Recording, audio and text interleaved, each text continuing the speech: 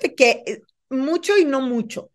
En el 91 yo comencé, pero detrás de cámaras. En realidad, cuando yo comencé formalmente en la televisión, delante de cámaras, fue en el 99, más o menos, porque yo entré a TV Azteca en el 97, pero atrás de cámaras. Yo era jefa de información, era jefa de redacción, era coordinadora de producción de ciertos programas. Comencé, como sabes, es muy curioso porque yo no comencé en mi vida periodística en la fuente de espectáculos, pero sí en televisión empecé en la fuente de espectáculos.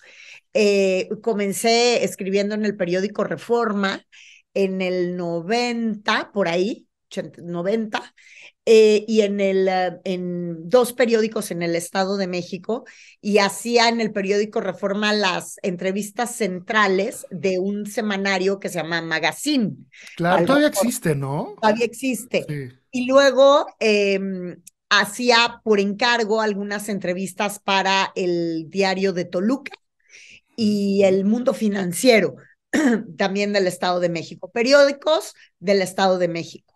Este, y pues así empecé. Y luego, bueno, pues vino Epigmenio Barrera, mi jefe, durante un año y medio. Yo hice con él toda la parte de prensa, o sea, él siendo el productor de una telenovela, la primera telenovela política en México que se llama Una Personal. Él era el productor y el director de Argos Televisión y yo era su asistente personal y además llevaba toda la parte de prensa. Entonces a mí me tocó hacer toda la prensa para nada personal, esta telenovela que fue muy exitosa. Y de ahí me voy a trabajar a TV Azteca en el área de espectáculos con Pati Chapoy, donde me quedo 9 años en muchos espacios, hice muchísimas cosas, pero 9 años nada más. Hoy la gente se sigue acordando mucho es muy curioso, yo siempre me pregunto, pero ¿por qué se acuerdan tanto de mi paso si ya tengo más años en el área de noticias que lo que Sí, duré en los espectáculos? Pero bueno, algo habré hecho bien, muy bien. claro.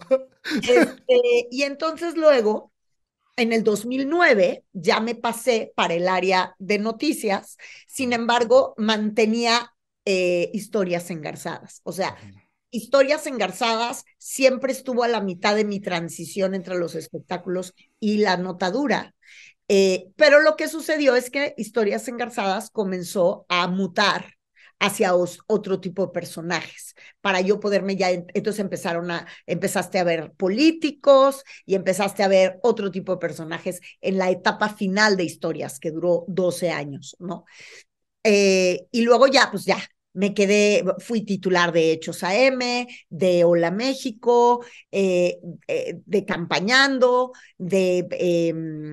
durante 5 años, hasta agosto del año pasado, estuve como titular de Es de Mañana, el noticiero de la mañana de ADN 40, y en fin, haciendo un montón, coberturas, muchísimas coberturas para elecciones, procesos electorales, coberturas presidenciales, la visita del Papa Francisco, o sea, muchísimas coberturas también para noticias.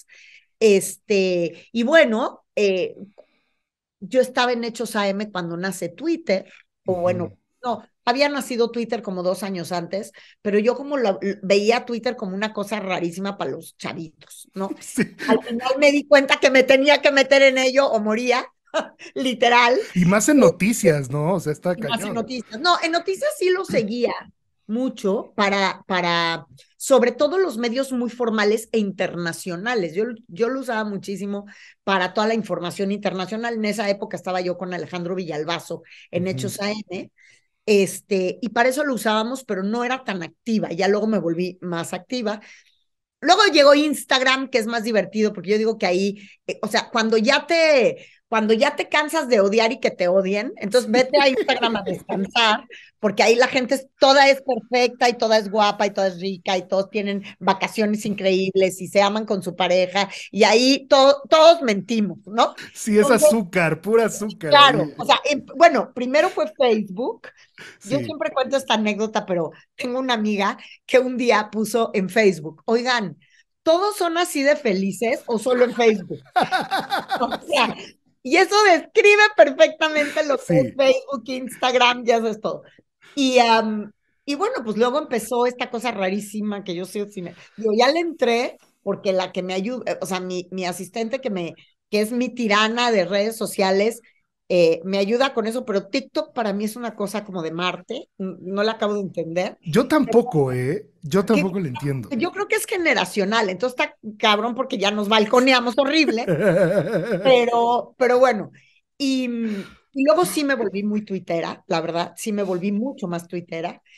Y luego el cambio a las plataformas, yo me resistí mucho a entrarle a YouTube y a estas plataformas alternativas, pues porque tenía muchísimo trabajo en los medios tradicionales, tanto en el periódico como en la televisión, o sea, en la prensa escrita como en la televisión. Pero la realidad es cuando te digo, no siento mucho el cambio, porque cuando tú te metes a estas nuevas plataformas, y tú lo debes de saber muy bien, tú eres tu propio productor. Entonces, yo toda la vida he sido mi propia productora en el sentido de que yo genero mis contenidos. Y yo, o sea, en la tele no hay una coma ni un acento que yo diga que no haya escrito yo.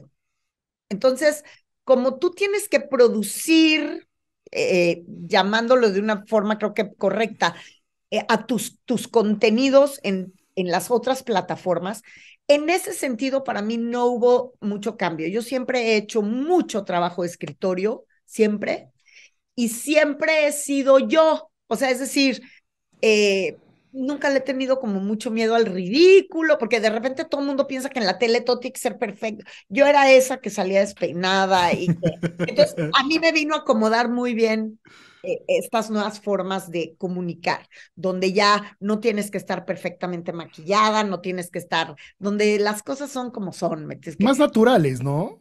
¿No? O sea, y los influencers más famosos son esos que empiezan, claro, yo no entiendo vivir todo el tiempo para el celular, pero que empiezan su día, prenden la cámara con el pelo así, recién levantados, desde la cama, entonces digo, ay, bueno, pues qué padre que nos vayamos como desestresando en ese sentido. Sí es una diferencia muy grande en el otro sentido. Estás compitiendo con la inmediatez.